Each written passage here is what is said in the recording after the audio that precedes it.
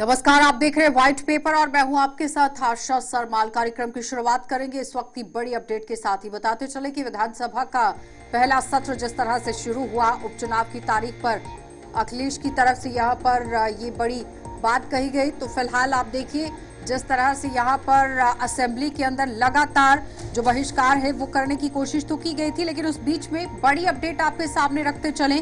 पहले दिन 370 पर बवाल हो गया और आज यहाँ गिलानी को श्रद्धांजलि दी गई और जम्मू कश्मीर विधानसभा की विवादित जो शुरुआत हुई है वो देखते ही बन रही थी, क्योंकि आज फिर से विवादों की भेंट यहाँ पर विधानसभा सत्र जो है वो चढ़ गया, क्योंकि कट्टरपंथी अलगाववादी नेता सैयद अली शाह गिलानी को श्रद्धांजलि दी गई और श्रद्धांजलि देने को लेकर सियासी पारा पूरी तरह से हाई नजर आया।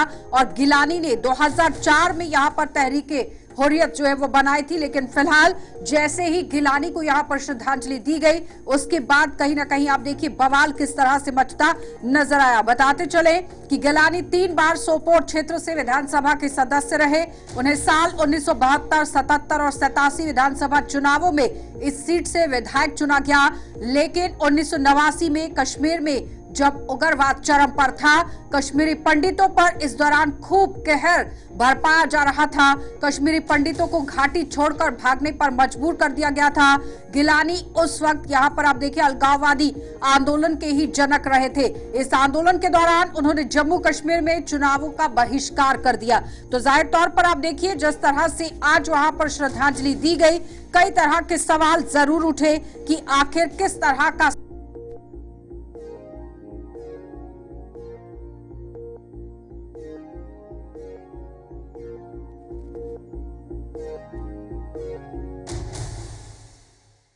अर्पित करने के लिए एक लिस्ट जारी की गई, लेकिन उस बीच में जब गिलानी का नाम आया तो आप देखिए किस तरह से यहाँ पर घमासान जो है वो मच गया, क्योंकि विधानसभा अध्यक्ष अब्दुल रहीम राठौर की ओर से जारी की गई कार्यसूची में गिलानी के अलावा सदन के पूर्व सदस्य और पूर्व राष्ट्रपति प्रणब मुखर्जी, अटल बिहारी वाजपेयी, सोमनाथ चटर्जी, जम्मू कश्मीर के पूर्व राज्यपाल जगमोहन मल्होत्रा जैसे राष्ट्रीय नेताओं के नाम भी शामिल थे। सैयद अली शाह गिलानी ने यहाँ पर जिस तरह से पहले भी बताया 72, 77 और 87 के बीच में चुनाव लड़ा और सोपोर से जीत हासिल की, लेकिन उस बीच में जब उग्रवाद चरम पर कश्मीर घाटी के अंदर रहा, कश्मीरी पंडितों पर कहर बरपाया जा रहा था, उस वक्त जम्मू कश्मीर के अंदर चुनावों से बहिष्कार भी कर दिया। तो सीधे तौर पर अब आप देखिए किस तरह से यहाँ पर ये श्रद्धांजलि जो है वो आज दी गई है। इसी पर चर्चा करेंगे। डॉक्टर सुखविंदर सिंह हमारे साथ नेशनल कॉन्फ्रेंस पार्टी से जुड़ गए हैं, ताहिर चौधरी हैं हमारे साथ भारतीय जनता पार्टी से, दिनेश मल्होत्रा जी हैं हमारे साथ, थोड़ी देर में जुड़ेंगे, राजनीतिक विश्लेषक हैं। तीनों का बहुत बहुत स्वागत। लेकिन फिलहाल 2 गेस्ट इस वक्त हमारे साथ आ गए हैं। ताहिर जी, जिस तरह से श्रद्धांजलि आज दी गई उसे किस तरह से देख रहे हैं, क्योंकि सैयद अली शाह गिलानी के साथ साथ अटल बिहारी वाजपेयी, प्रणब मुखर्जी, देवेंद्र सिंह राणा भी थे, उन्हें भी श्रद्धांजलि अर्पित की गई, लेकिन जैसे ही गिलानी का नाम आया उसके बाद जिस तरह से बवाल मच गया। देखिए, बड़ी अजीब सी बात है। आज जो श्रद्धांजलि का जो कार्यक्रम असेंबली के अंदर रखा गया, ठीक रखा गया, अच्छी बात थी। जो जा चुके हैं, क्योंकि काफी लंबे टाइम के बाद जम्मू कश्मीर के इलेक्शन का होना और लंबे गैप के बीच में बहुत सारे अपने लोग चले गए, जो सियासत में थे, जो फॉर्मर एमएलए थे, एमएलसी थे, वो बहुत सारे लोग थे। मुझे लगता है कि उस तरह के लोगों के अगर नाम लिए गए तो बीच में गिलानी साहब का एक नाम आना बड़ी अजीब सी बात थी। एक तरफ से हमारे मुख्यमंत्री साहब कहते हैं कि मैं मरकज रखना चाहता हूँ, तो दूसरी तरफ से तो मुझे लगता है कि वो क्या करना चाहते हैं, क्या दिखाना चाहते हैं, एक बड़ा एक सोचने की बात है। क्योंकि गिलानी जैसा शख्स जिसने हमेशा पाकिस्तान का नाम लिया, हमेशा पाकिस्तान से प्यार किया, और कश्मीर के अंदर लाखों लोगों की अगर हत्याएं हुई हैं, उनके कत्ल हुए हैं, उनको मारा गया है, तो उसके पीछे अगर हाथ है तो गिलानी साहब का हाथ है। क्योंकि गिलानी जी का एक सोच कश्मीर के लोगों को भड़काना, कश्मीर के यूथ को भड़काना और आजादी का नारा देना, हमेशा उस तरह की वो प्रोपोगंडा करते रहे और आखिरी जाते जाते भी वो इस तरह की बातें करते रहे। मुझे लगता है कि जब बीमार होते थे तो एम्स के अंदर उनका इलाज होता था, हिंदुस्तान के अंदर इलाज होता था, लेकिन तारीफ वो पाकिस्तान की हमेशा करते रहे। मुझे लगता है कि इस तरह के इंसान को ऊपर वाला भी माफ नहीं करेगा और ये हिसाब उनको गिलानी साहब को ऊपर खुदा को देना पड़ेगा। उस टाइम पे कोई बीच में कोई बीजेपी नहीं सुखविंदर होगी, जी, कोई कांग्रेस नहीं होगी, श्रद्धांजलि कोई अर्पित एनसीपी की गई। क्या गिलानी। सोच विचार उस वक्त नेशनल कॉन्फ्रेंस पार्टी के अंदर चल रहा था कि गिलानी को श्रद्धांजलि दे दी गई सदन के अंदर? सबसे विधानसभा का पहले सत्र चल रहा था। तमाम पैनलिस्ट को मेरा नमस्कार। देखिए, ये एक परंपरा रही है हमारे असेंबली की कि जितने भी हमारे एक्स लेजिस्लेटर रहे हैं उनको श्रद्धांजलि दी जाती है। ये पहली बार नहीं हुआ है और ये क्लियर कर दूं कि इससे पहले भी बड़ी बार श्रद्धांजलि ये रहा है। तो कहीं ना कहीं अगर आप ये गिलानी जी का नाम अगर ले रहे हैं तो मुझे लगता है श्रद्धांजलि देने को लेकर बात नहीं हो रही है। सैयद अली शाह गिलानी को श्रद्धांजलि दी गई, ये टॉपिक है आज, इस पर फोकस कीजिए। मैं उसी टॉपिक पे आ रहा था। देखिए, वो 3 बार मेंबर रह चुके हैं इसलिए इस असेंबली के, तो इसलिए उनका जो पीरियड रहा है असेंबली में उसको लेकर उनको श्रद्धांजलि भेंट की गई है, ना कि उनका व्यक्तिगत जीवन क्या रहा, उन्हें कश्मीर में कैसी एक्टिविटीज रही, उनको अलग रख के उनका जो मेंबर रहे थे, एक्स लेजिस्लेटर रहे, उसको लेकर उनको श्रद्धांजलि भेंट की गई है। और मुझे लगता है कि इस चीज के ऊपर अगर इस इश्यू बनाया जा रहा है तो मुझे लगता है कहीं ना कहीं ये 1989 में डॉक्टर सुखविंदर, 1989 में जब कश्मीरी पंडितों के पलायन को लेकर इतना बड़ा काम चल रहा था कश्मीर के अंदर, उनके साथ जो बर्बरता हो रही थी, उस बीच में चुनावों से बहिष्कार कर देना, ये बड़ा सवाल उठता है। एक विधायक जनता की भलाई के लिए काम करता है, जब वो चुना जाता है तो भलाई के लिए चुना जाता है, लेकिन जब वो भलाई करने का समय आता है उस वक्त अगर आप वॉकआउट कर देते हैं या बहिष्कार कर देते हैं तो क्या समझा जाता है? जब सबसे ज्यादा आपकी जरूरत रहती है। अभी तो मैं दिनेश जी के पास आऊंगी। देखिए, ये मुझे लगता है कि इस सवाल का जवाब अगर गिलानी जी की अगर कोई पार्टी से है तो वो जरूरी उनको देना चाहिए। श्रद्धांजलि तो आपकी तरफ से दी गई ना, आज आपकी पार्टी की तरफ से श्रद्धांजलि दी गई, तो इसलिए जवाब आपको देना है पहले। मैं उसी चीज पे आने लगा था। देखिए, जहां तक नेशनल कॉन्फ्रेंस का स्टैंड रहा है, जैसे मैंने आपको कहा वो 3 बार विधायक रह चुके हैं, उसलिए उनका जो मेंबरशिप रही है उसको दिनेश जी, नेशनल कॉन्फ्रेंस का क्या ये तर्क जायज है, सही है? देखिए आशा जी, सबसे पहले सभी आपका धन्यवाद। मेरे को पैनलिस्ट को मेरी तरफ से नमस्कार। अब आज दोपहर से ये डिबेट चल रही है कि क्या सईद अली शाह गिलानी को जम्मू कश्मीर की लेजिस्लेटिव असेंबली में ट्रिब्यूट पे करनी चाहिए या नहीं करनी चाहिए। ये बात ठीक है, जैसे सुखविंदर जी भी कह रहे हैं, एक ट्रेडिशन रहा है कि कोई भी जो एमएलए जो हाउस का मेंबर रहा है, अगर जब तक हाउस के लगने, जब हाउस लास्ट टाइम लगा था उसके बाद नेक्स्ट टाइम लगता है, अगर किसी की बीच में डेथ हुई है तो उसको ट्रिब्यूट पे की जाती है।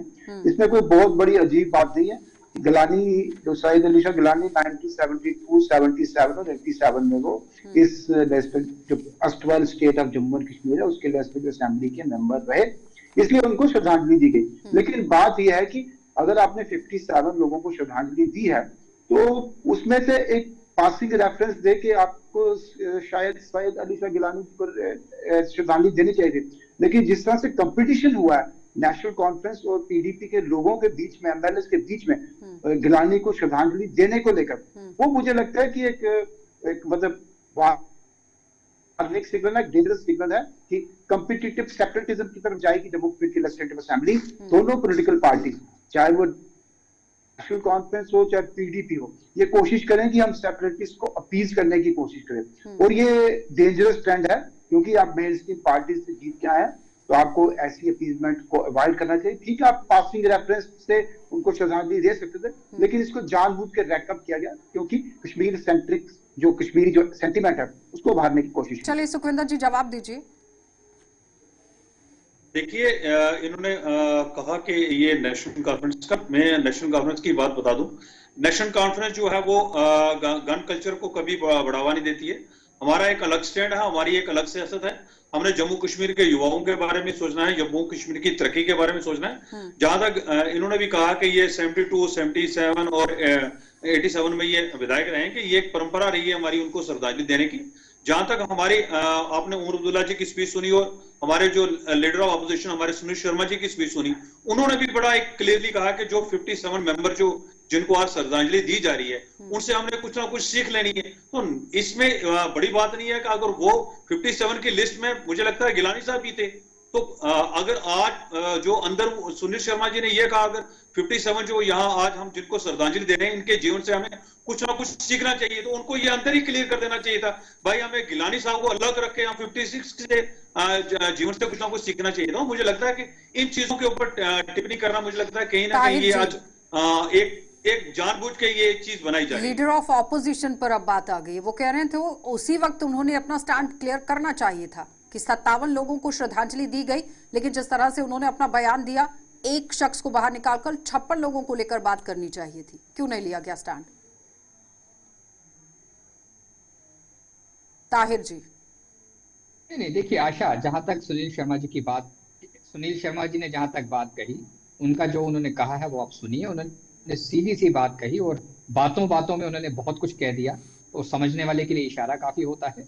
नेशनल कॉन्फ्रेंस की तरफ से आज एक बहुत बड़ी सियासत खेली गई है असेंबली के अंदर, किस तरह से जम्मू कश्मीर की जो सरकार चलाना चाहते हैं और पूरे जम्मू कश्मीर की डेवलपमेंट करना चाहते हैं उमर अब्दुल्ला साहब। मुझे लगता है ऐसे डेवलपमेंट नहीं होगी, ऐसे असेंबली प्रॉपर ढंग से नहीं चल पाएगी। रोज 370 को लेके शुरू हो जाएंगे, रोज इस तरह से बातें करेंगे, और गिलानी साहब जैसे इंसान का नाम अगर असेंबली के अंदर लेंगे तो मुझे लगता है कि रोज टाइम उसी में जाएगा।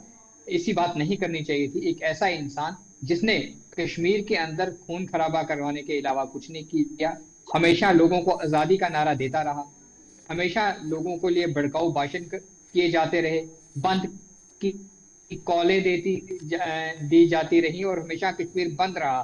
लेकिन मुझे लगता है कि इन लोगों को जो 70 साल पुराना कश्मीर है वो अच्छा लगता है, जिसमें मिलिटेंसी थी, गन्स थे, ग्रेनेड अटैक होते थे, लोगों का कत्लो गारत होता था। लेकिन जो 2014 के बाद जो कश्मीर बदला और कश्मीर में जो बदलाव आया है, एक नया कश्मीर, मुझे लगा है कि आपको उस रास्ते की तरफ जाना चाहिए।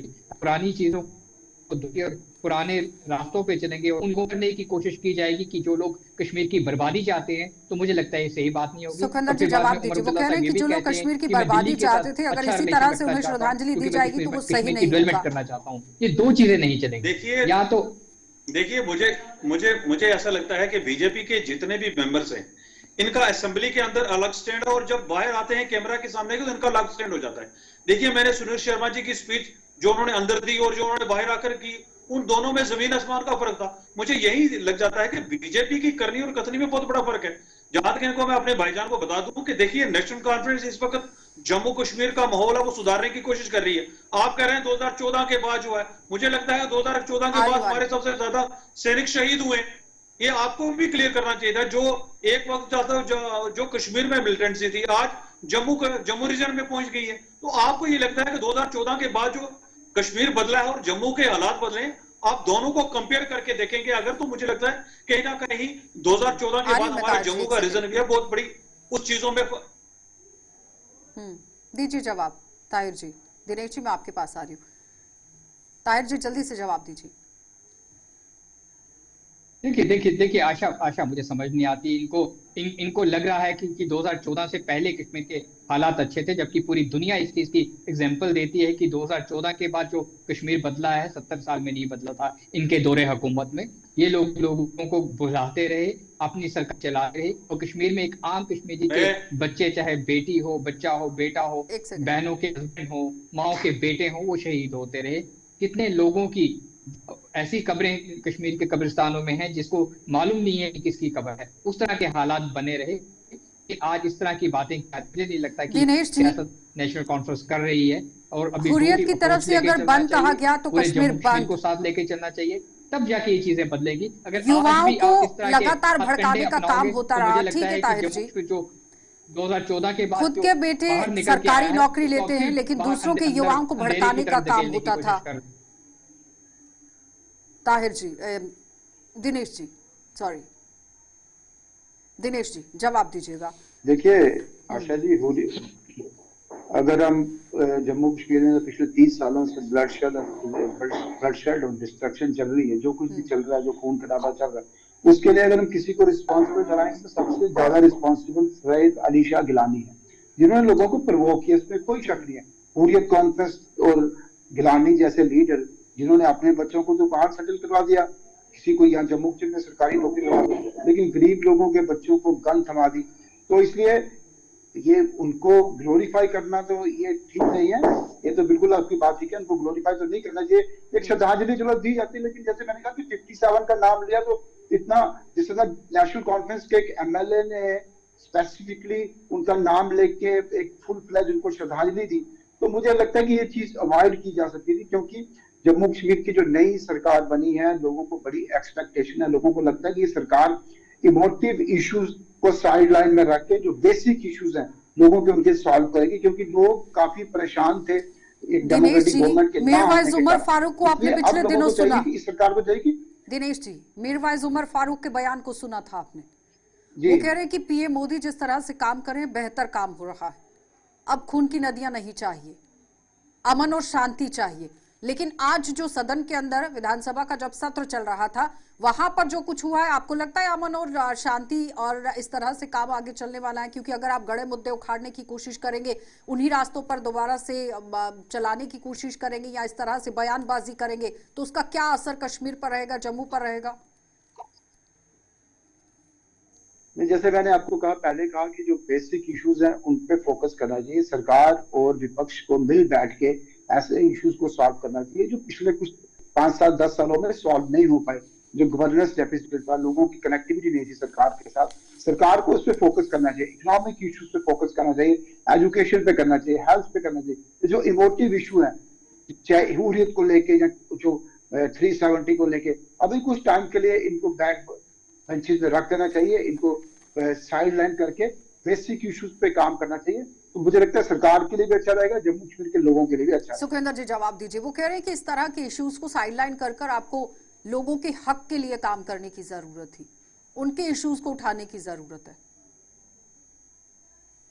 कॉन्फ्रेंस ऑफ स्टेट पे बिल्कुल खड़ी है, आज भी है। हमारी जो हमारा मैनिफेस्टो हम उसको लेकर आए थे। देखिए आज भी आपने 1-2 दिन पहले देखा होगा, हमारे एलजी साहब ने भी ये कहा कि हमने भाई जम्मू कश्मीर को जो नीडीज फैमिली है उनको बहुत जल्दी हम अपने जो 200 यूनिट है वो बिजली फ्री देने की कोशिश करेंगे। तो कहीं ना कहीं जो नेशनल कॉन्फ्रेंस जो अपना मैनिफेस्टो लेके आई, आज हमारे जो एलजी साहब है उसको भी ये भी मानने पे मजबूर है, हमारी जो सेंट्रल गवर्नमेंट है वो भी मानने पे मजबूर है, कहीं ना कहीं ये लोगों को राहत दी जानी चाहिए। और कहीं ना कहीं नेशनल कॉन्फ्रेंस जो का स्टैंड जो है वो बड़ा क्लियर है कि हम लोगों के लिए, लोगों की भलाई के लिए आए हैं। तो मुझे लगता है कि अगर इन छोटी छोटी बातों से अगर सरकार को ना चलने दिया जाए या सरकार को ऐसे इन चीजों के ऊपर घेरने की कोशिश की जाए, मुझे लगता है कि लोगों का कहीं ना लोगों की भलाई नहीं होगी।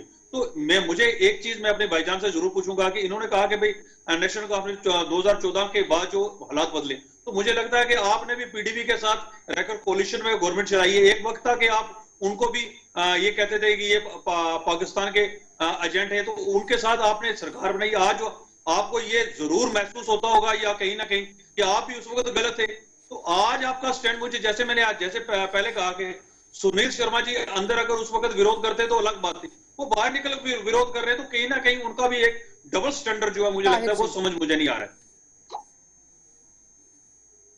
वो कह रहे हैं डबल स्टैंडर्ड समझ नहीं आया। देखिए इन्होंने कहा कि पीडीपी के साथ हमने सरकार चलाई। नहीं, भारतीय जनता पार्टी कभी डबल स्टैंडर्ड की राजनीति हम नहीं करते हैं। देश की एक वाहिद है जो कहती है वो करती है, ये चीज नेशनल कॉन्फ्रेंस भी जानती, पीडीपी भी जानती है। बहुत सारी चीजों के ऊपर नेशनल कॉन्फ्रेंस के और कांग्रेस के स्टैंड क्लियर नहीं है, लेकिन तब भी ये मिलके एक अलायंस पार्टनर बने हुए हैं। 370 के ऊपर कांग्रेस अपना मुंह बंद रखती है, लेकिन मुझे लगता है कि नेशनल कॉन्फ्रेंस रोज अपना मुंह खोलेगी। अगर रोज 370 का नाम लापा जाएगा और गिलानी साहब जैसे इंसान का नाम रोज लिया जाएगा, तो मुझे नहीं लगता है कि असेंबली प्रॉपर ढंग से चल पाएगी और असेंबली में कोई काम हो पाएगा। एक पॉजिटिव अप्रोच लेके चलें। उमर अब्दुल्ला साहब बहुत समझदार हैं और मुझे लगता है कि जम्मू कश्मीर को एक अच्छी सरकार की उम्मीद है इन लोगों से, अच्छी सरकार चलाएं। और ये भारतीय जनता पार्टी सुखविंदर जी जवाब दीजिए। वो कह रहे हैं कि पॉजिटिव अप्रोच के साथ काम करना चाहिए आपको, जम्मू कश्मीर की आवाम के साथ चलेगी, नहीं तो इस तरह उनको से पूरा तो सरकार करें। नहीं जबकि चलने वाली। 370 और इस तरह की बातें करके लोगों को गुमराह करने की कोशिश ना करें। देखिए 370 वापस आने वाला नहीं है, ये चीज हम बार बार कहते हैं, लेकिन रोज अगर 370 का बात की जाएगी, इधर की बातें करके किया जाएगा।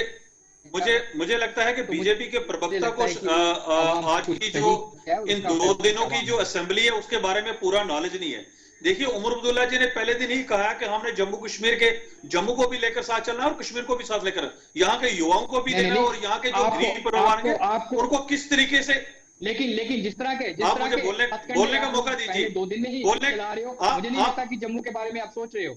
जम्मू को आप वो ठेस पहुंचाना चाहते हो, जम्मू में आप प्रदर्शन देखना चाहते हो, जम्मू के आप हालात खराब करना चाहते हो, इस तरह के लोगों के नाम लेके और 370 के बार नाम लेके क्या बात करते हो। अगर मुझे असेंबली का नॉलेज नहीं है तो मुझे लगता है सरदार साहब पहली बार पैनल में आप मेरे साथ बैठ रहे हो, आप मुझे जानते ही नहीं हो कि डॉक्टर ताहिर कौन है। मैं आपको क्लियर कर दूं। देखो मैंने फर्स्ट टाइम पे मैं आपको पैनल पे देख रहा हूं, इस तरह की बातें मत कीजिए। डॉक्टर देखिए मैं आपको और इस तरह से मैंने बार कहा है कि डिबेट्स के अंदर व्यक्तिगत टिप्पणियां नहीं होनी चाहिए। पहली बात तो देखिए, मैंने जैसे पहले कहा कि हमारे एलजी साहब भी आज मानते हैं जम्मू कश्मीर के लोगों को। जब इन्होंने ऐसी बात की तो मैं कहने पे मजबूर हूं। ठीक है ताहिर जी, सुखविंदर जी जवाब दीजिए। देखिए वो कह रहे हैं इस तरह की राजनीति नहीं चलेगी कि लोगों को लड़ाने का काम आप लोग करेंगे। देखिए राजनीति जो है, राजनीति वो बीजेपी करने की कोशिश कर रही है इस वक्त। देखिए जम्मू कश्मीर की सरकार को आज मुझे लगता है कि 2 हफ्ते हुए बने हुए, तो ये कहते हैं एक ही दिन में हम जम्मू कश्मीर की जितनी भी प्रॉब्लम्स है वो सॉल्व कर देंगे। देखिए आज जो 2 दिन पहले एलजी साहब ने कहा हम 200 यूनिट देने के लिए तैयार है जो नीडी फैमिली है, तो इनको वेलकम करना चाहिए था। आप इन चीजों को छोड़ के आप ऐसी चीजें कर रहे हैं जिससे जम्मू कश्मीर का माहौल खराब हो। आप उन चीजों को खुद ला रहे हैं आगे। दिनेश जी, मुझे लगता है कि इन चीजों को, दूसरे दिन गिलानी को श्रद्धांजलि सत्र किस और जा रहा है। देखिए 370 के ऊपर हमारा एक स्टैंड है, हमने कहा हम उसे संवैधानिक तरीके से लड़ेंगे। नहीं वो तो कल आपने कहा ना कि हमसे बात ही नहीं की गई है, तो ये कोई औचित्य नहीं बनता था इस तरह से लाने का। स्टैंड क्लियर करने की बात हो रही थी। पहले आप कह रहे थे कि नहीं 370 तो वापस ही नहीं आ सकता, 100 साल लग जाएंगे। फिर आपने कहा कि नहीं इस पर हमारी जद्दोजहद जारी रहेगी। तो समझ नहीं आ रहा है ना सुखविंदर जी कि हो क्या रहा है और किन मुद्दों पर नेशनल कॉन्फ्रेंस जो है वो अब सरकार चलाएगी। दिनेश जी, पहले दिन 370, दूसरे दिन श्रद्धांजलि। जैसे आशा जी मैंने पहली बात की कि इस असेंबली में आप देखेंगे कि कॉम्पिटिटिव सेपरेटिज्म होगा, क्योंकि कश्मीर में नेशनल कॉन्फ्रेंस को बहुमत मिला है और उस पीडीपी ऑलमोस्ट साफ हो गई है, 3 सीटों पर सिमट गई है। तो पीडीपी ये चाहेगी कि हम मतलब जो प्रो सेपरेटिस्ट इश्यूज हैं हम उनको एग्रेसिवली टेकअप करें और नेशनल कॉन्फ्रेंस को कॉर्नर करें। नेशनल कॉन्फ्रेंस में भी एक बहुत बड़ा वर्ग जो है वो प्रो सेपरेटिस्ट लाइन टो करता है, तो जो वर्ग प्रो सेपरेटिस्ट लाइन टो करता है नेशनल कॉन्फ्रेंस में उसका पीडीपी के साथ कंपटीशन होगा। तो मुझे लगता है कि जो वर्ग नेशनल कॉन्फ्रेंस में प्रो सेपरेटिस्ट लाइन टो करता है वो चीफ मिनिस्टर उमर अब्दुल्ला के लिए और उनके सरकार के लिए मुसीबत पैदा करेंगे। इसलिए अभी शुरुआत में जो आपने देखा जो हुआ है, जो शाहिद अली शाह गिलानी को श्रद्धांजलि देना या 370 पीडीपी ने लाया नेशनल कॉन्फ्रेंस के बाद में जो स्टेटमेंट दी, तो ये इंडिकेट है कि आने वाले दिनों में एक सेपरेटिस्ट लाइन को टो करेंगी दोनों पार्टीज और दोनों पार्टीज के बीच में कंपटीशन होगा कि कौन सी पार्टी ज्यादा सेपरेटिस्ट लाइन को टो करे। जहां पर बार बार काम हो रहा है कि सेपरेटिज्म को साइडलाइन किया जाए और जम्मू कश्मीर के अंदर अमन लाया जाए, अगर वो एक बार फिर से उजागर होता है दिनेश जी। नहीं, मैंने जैसे पहले कहा कि इस समय सबसे ज्यादा जरूरी है जो सरकार के लिए भी अपोजिशन के लिए भी, क्योंकि 10 साल के बाद चुनाव हुए, लोगों को बहुत ज्यादा आशाएं हैं, बहुत ज्यादा एक्सपेक्टेशंस है। तो सरकार को भी, जो सरकार जिन्होंने बनाई उनको भी चाहिए कि कुछ समय के लिए जो ये इमोटिव इश्यूज हैं इनको साइड लाइन करके जो बेसिक इश्यूज हैं उन पे फोकस किया जाए, ताकि लोगों को जो एक थोड़ी सी राहत जो टेररिज्म से मिली है सुखविंदर जी वो कंटिन्यू रहे। कह रहे हैं कि इन सब इश्यूज को साइडलाइन कर सरकार के साथ सहमति बनानी तो पड़ेगी, क्योंकि अगर फंड्स को लेकर बात करें, जिस तरह से फ्री बिजली देने की बात हो रही है, नौकरियां देने की बात हो रही है और भी जो बड़े बड़े दावे किए गए, आपको लगता है इस तरह से सहमति बन पाएगी और सही से सरकार चल पाएगी? सुखविंदर जी देखिए, नेशनल कॉन्फ्रेंस एक ग्राउंड लेवल की एक पार्टी है।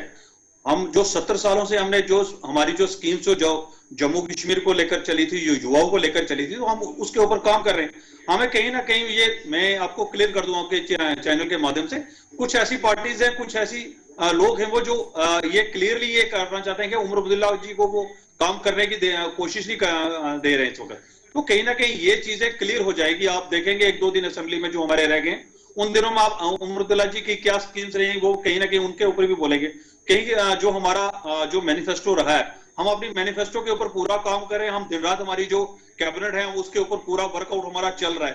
तो आप इन दिनों में जैसे जैसे मैंने पहले कहा कि एलजी साहब भी इस वक्त ये महसूस कर रहे हैं कि लोगों को मिलनी चाहिए। आप 2-3 दिन के बाद देखेंगे 1-2 घोषणाएं और हो जाएंगी जिसमें बहुत सारे हमारे युवाओं को लोगों को भी फैसिलिटीज मिलेंगी, हमारे जो बुजुर्ग माताएं बहनाएं उनके लिए भी बड़ी अच्छी स्कीम्स आ रही हैं। तो कहीं ना कहीं ये मुझे लगता है कि ये इन चीजों को सामने लाकर बीजेपी होगी या पीडीपी होगी, देखिए इनका गठबंधन उस वक्त भी था, आज भी इनका अंदर में गठबंधन जरूर है। ये इस वक्त असेंबली को चलने नहीं दिया जा रहा इसलिए कि वो उमर अब्दुल्ला जी ऐसा कोई काम ना करें। तो तस्वीर कुछ और ही लग रही है सुखविंदर जी।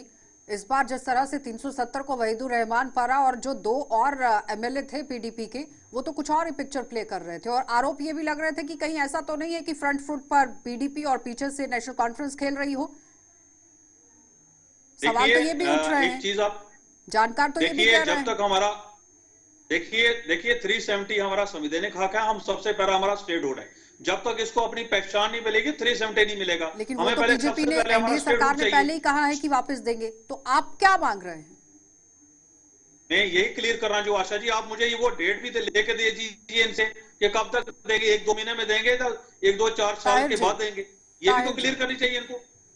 ताहिर जी जवाब दीजिए, वो कह रहे हैं कि डेट्स दिलवा दीजिए। देखिए